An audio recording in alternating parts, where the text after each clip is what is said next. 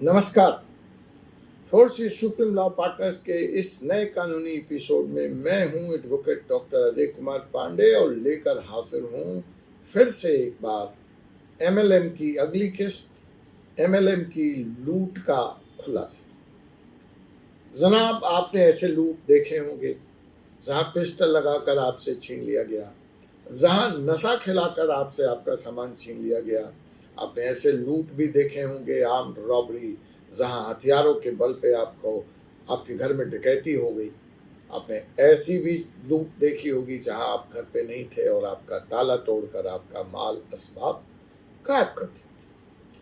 लेकिन मैं इस लूट की बात कर रहा हूं, एक ऐसे लूट की बात कर रहा हूं जहां आप आराम से लुटेरे के पास जाते हैं और लूट कर आते हैं। मतलब ये जो एमएलएम स्कीम है, ये घर बैठे लूट जाने का किस्सा है और इसका सक्सेस रेट जो है वो गजब का है। 99% शिकारी यहां पर सफल होता है। शिकार खुद चलकर शिकारी के पास जाता है और गवा बैठता है बरसों की जमा की हुई, मेहनत से कमाई हुई अपनी जमा पूंजी। तो ये वो लोग हैं जो घर बैठे काउच पे, सोफा पे टांग फैलाए बिना मेहनत के लाखों और करोड़ों कमाने का सपना देख रहे होते। लेकिन होता यहाँ पे उल्टा है। निवेश किया, दोस्ती खत्म, रिश्तेदारी खत्म, भाई भाई और पति और पत्नी के बीच में तलवार खिंच जाना, पैसे डूबे अलग, पुलिस, थाने, कोर्ट, वकील का चक्कर मिलता है, मुफ्त में उपहार।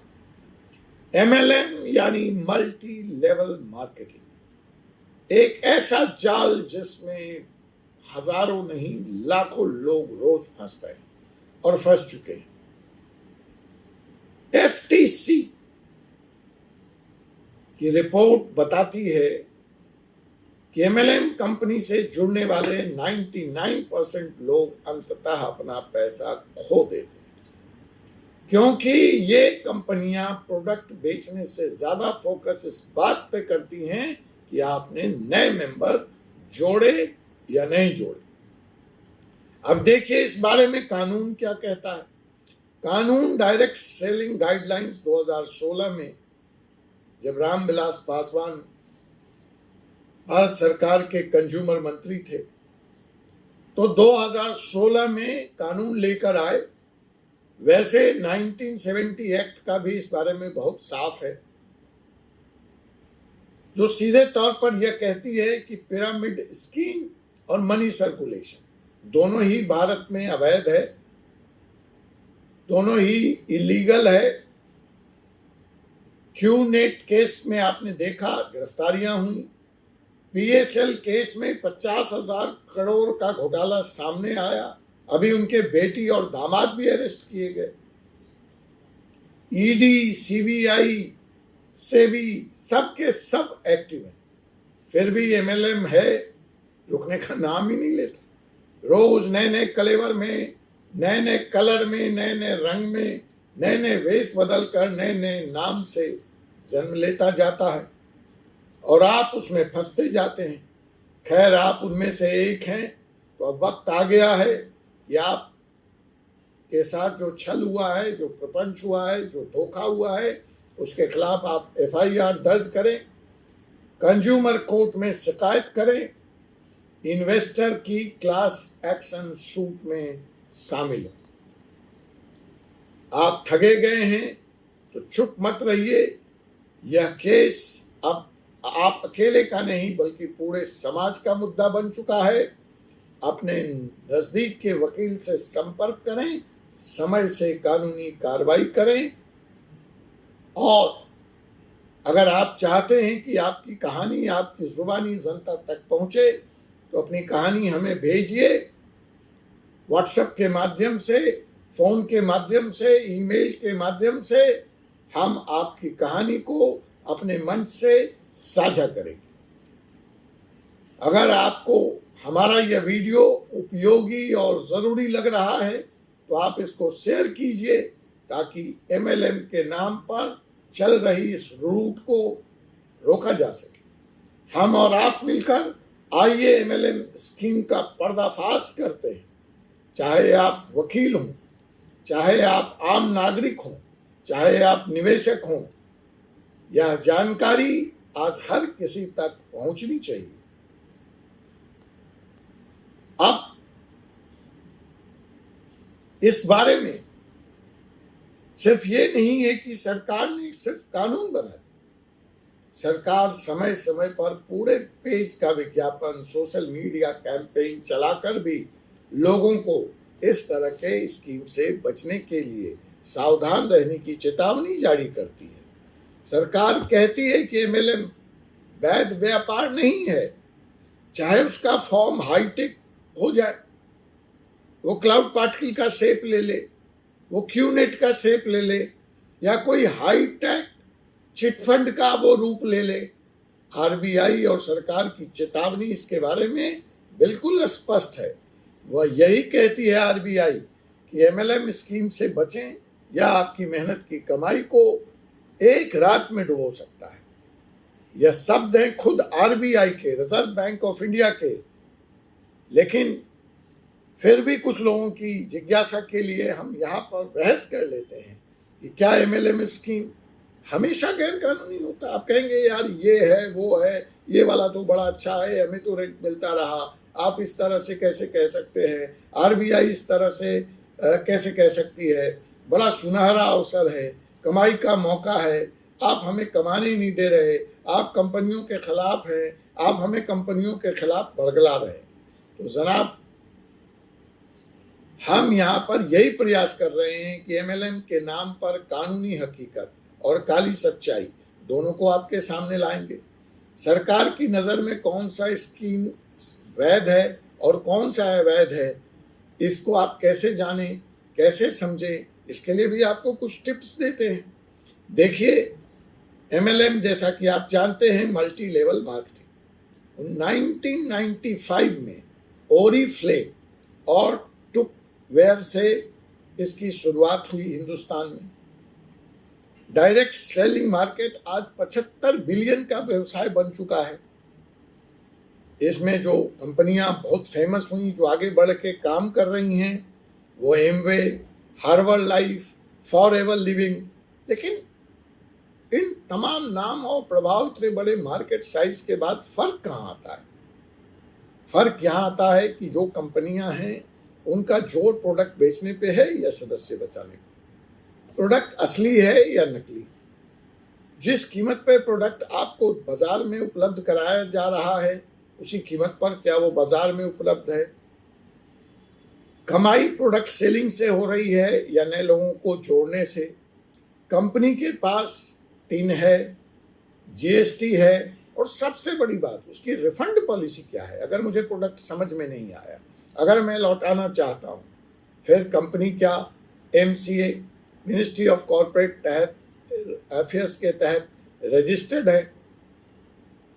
अगर इतनी सारी बातों पे आपका जवाब यस है तो वो कंपनी सही है। आप बिल्कुल काम कीजिए, आप बिल्कुल पैसे बनाइए, आप बिल्कुल अवसर का लाभ उठाइए। लेकिन समस्या वहां होती है, मैं किसी कंपनी को ना कानूनी कह रहा हूं, ना यहाँ पे गैर कानूनी कह रहा हूं, मैं एक गाइडलाइंस दे दिया आपको, आप उससे टिक करते जाइए। आपके सारे आंसर यस हैं तो कंपनी सही है।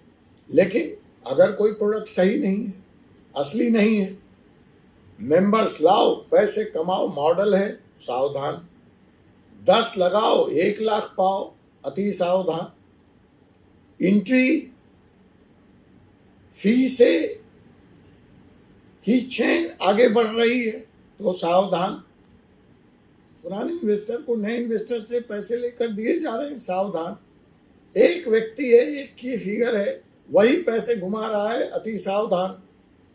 तो ऐसे स्कीम में क्या होता है, जैसा कि व्यू नाउ में हुआ, जिसके अंदेशा पे यह कार्रवाई हुई। यहां पर सरकार को लगता है कि जिस दिन किसी भी कारण से नए लोगों का आना बंद हो जाएगा, स्कीम क्रैश हो जाएगी और वह व्यक्ति मार्केट से भाग जाएगा। फिर उसकी जिम्मेवारी सरकार पे आ जाती है। फिर धरना प्रदर्शन, जिंदाबाद मुर्दाबाद, हम आपको निकाल देंगे, हम वोट नहीं देंगे। सरकार वो स्टेज आने ही नहीं देना चाहती। इसलिए जैसे ही उसको इस तरह की सूचना मिलती है कि यहाँ पे कोई मल्टी लेवल चेन टोपी पहनाओ स्कीम चल रहा है, तुरंत ईडी, सीबीआई, पुलिस सक्रिय हो जाती है। तो जो पिरामिड स्कीम होता है उसमें वो लोगों को रिक्रूट करते हैं, प्रोडक्ट्स नहीं बेचते। वो एक बहाना होता है, वो एक मुखौटा होता है। पेमेंट सिर्फ नए मेंबर के जोड़े जाने से होता है, वहां कोई रियल प्रोडक्ट नहीं होता है।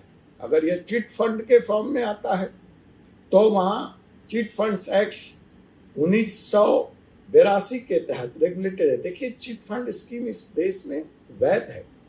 चिट फंड कर सकते हैं, लेकिन उसके गाइडलाइंस हैं, उसके कानून हैं। हर चीट फंड को किसी भी तरह से इलीगल नहीं करार दिया जा सकता। तो चीट फंड एक्ट 1920 के तहत सारे चीट फंड की एक्टिविटीज रेगुलेटेड हैं। ग्रुप बनता है, सब पैसे डालते हैं, हर महीने एक को रकम मिलती है, सही ढंग से चले तो चिट फंड बहुत अच्छा है। लेकिन 90% चिट फंड के नाम पर घोटाला है, वो गैर कानूनी तरीके से चलते हैं। चिट फंड रजिस्ट्रार है, उसको रिपोर्ट सबमिट नहीं करते, वहाँ स्कीम रजिस्टर्ड नहीं कराते। तो आप देख लीजिए कि अगर पिरामिड स्कीम का मैंने बता दिया, पॉन्जी स्कीम बता दिया, उसी तरह से मैं चिट फंड स्कीम के बारे में भी आपको बता दिया कि आप चिट फंड कर सकते हैं। लेकिन ये मापदंड हैं। अभी तक के जो इस MLM की दुनिया के कुछ बड़े स्कैम्स हैं, आप ऑलरेडी इतना मेरे चैनल के साथ हैं, चल रहे हैं, आप जान चुके हैं। क्यूनेट 400 करोड़ से ज़्यादा का केस है। मुंबई, दिल्ली और बेंगलुरु में ये केस दबा के हुआ। PACL 50,000 करोड़ का यह चिट फंड घोटाला है। पूरा देश इससे प्रभावित रहा। स्पीक एशिया, यहाँ पे 24 लाख लोग जुड़े, लेकिन कोई भी असली प्रोडक्ट यहाँ नहीं था। एमवे, देश के अनेक भागों में इस कंपनी के खिलाफ FIR दर्ज है, कानूनी कार्रवाई चल रही है। और तो और इसके CEO भी गिरफ्तार हुए थे, ईडी की रेड पड़ी थी और इस वक्त 700 करोड़ से ज़्यादा की एमवे की संपत्ति जब्त है। अब सवाल ये है कि इतने तमाम चीज़ों के बाद भी जो प्रैक्टिकल बात है कि अगर आप कहीं फंसे गए हैं तो आपको क्या करना चाहिए। आप अपने वकील की मदद लें, कंपनी को लीगल नोटिस भेजें, FIR दर्ज करें, IPC या BNS की धोखाधड़ी की धाराएं प्लस मनी सर्कुलेशन एक्ट ज़रूर लगवाएं। ROC में कंपनी के खिलाफ शिकायत करें। कंज्यूमर कोर्ट और सिविल कोर्ट का भी दरवाज़ा खटखटाना न भूलें। चलते चलते अगर आपने ऐसी किसी स्कीम में पैसा लगाया है और ठगे गए हैं तो आप अकेले नहीं। अपना पैसा वापस पाने के लिए कानूनी कदम उठाना ज़रूरी है। आप अपने स्थानीय एडवोकेट से बात करें और जहाँ से भी संभव हो, जो भी लीगल मदद संभव हो, ज़रूर लें। वीडियो ज़रूर शेयर करें ताकि लोगों को ऐसे स्कीम से बचाया जा सके। MLM का मतलब सिर्फ बिजनेस नहीं, अब यह लीगल वर्सेस फ्रॉड की लड़ाई में तब्दील हो चुका है। जागरूक बनिए, सवाल पूछिए, प्रोडक्ट क्या है जानिए, कमाई कैसे होगी जानिए, रिटर्न पॉलिसी क्या है ज़रूर जानिए, रिटर्न की गारंटी कौन देगा ज़रूर पता कीजिए।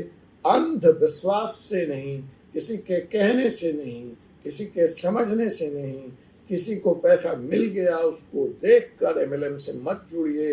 कानूनी सोच से MLM को समझिए। अपनी कहानी, अपना अनुभव MLM की दुनिया से हम तक ज़रूर पहुंचाएं। नीचे कमेंट में बताएं, WhatsApp पे शेयर करें। हम आपको बताएंगे आपका पैसा कैसे वापस मिल सकता है। धन्यवाद। आपसे मुलाकात होगी एक ऐसे ही वीडियो में। तब तक के लिए मुझे एडवोकेट डॉक्टर अजय कुमार पांडे को अनुमति दीजिए। जय हिंद, जय भारत, जय संविधान।